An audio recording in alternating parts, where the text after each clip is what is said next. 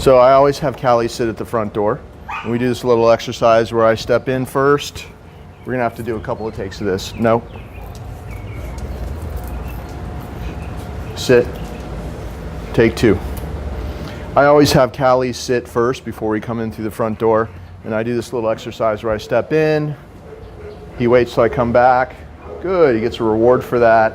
I never call him through either way because that teaches a dog to rush through the doorway. You have him sit, you step in, you step back, and then he walks through calmly with you. Okay, don't ever call him to you after you step out because that's something really old-fashioned that modern trainers don't do anymore. So we know it teaches them to rush through doorways. It's a lot harder for him to wait till you come back anyway and respect the boundary because you own that boundary, not him. So what I'm doing is doing a couple little left turns there. I'm having him sit. We have other dogs in this room, but it just makes it even better because it's more of a distraction for Cali while he does his little routine. So I had him sit and pat his chest and say, go to your mat. And I'm going to say down. If he doesn't go right away, see, notice how he just responded to me raising my left foot. Good. He's been here for 10 days, so good. He's actually right on track. Usually the usual amount for training is 21 days.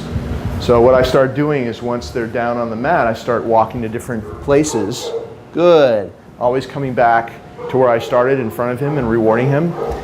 And I'm working on being able to walk around because that would be just a basic downstay where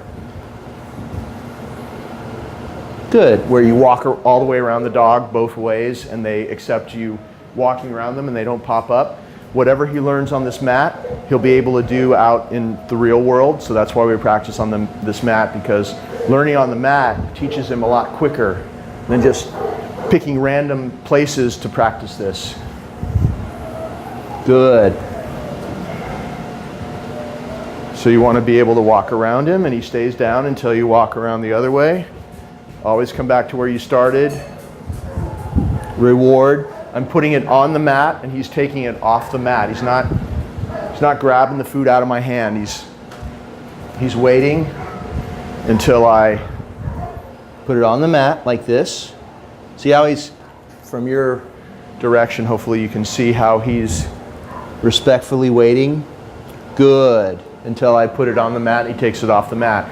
You don't want him being all reactive and grabbing it out of your hand, because the purpose of this exercise is that every time you bring him out of this mat exercise, he's a little bit calmer every time. So if he's reactive during this exercise and you're tossing food down, you're moving quickly, and he's grabbing food out of your hand, it doesn't matter if he has a downstay, it's a poor quality downstay.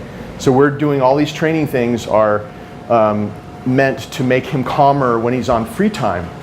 Because by being calm like this when we're doing these things, it develops his brain. See how he's very jumpy, and of course anybody that knew him before knew he was like out of his mind with anxiety before. If you want to reset him, if he comes off the mat, you can say, okay, and just go and do a little circle like this to reset him.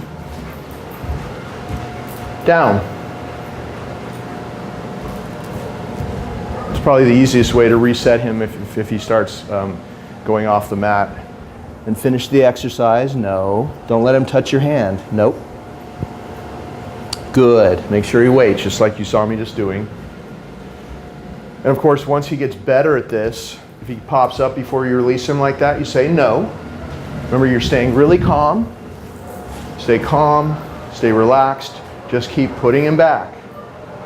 Keep resetting him, resetting him. We're shaping new behavior here. It's just like molding clay.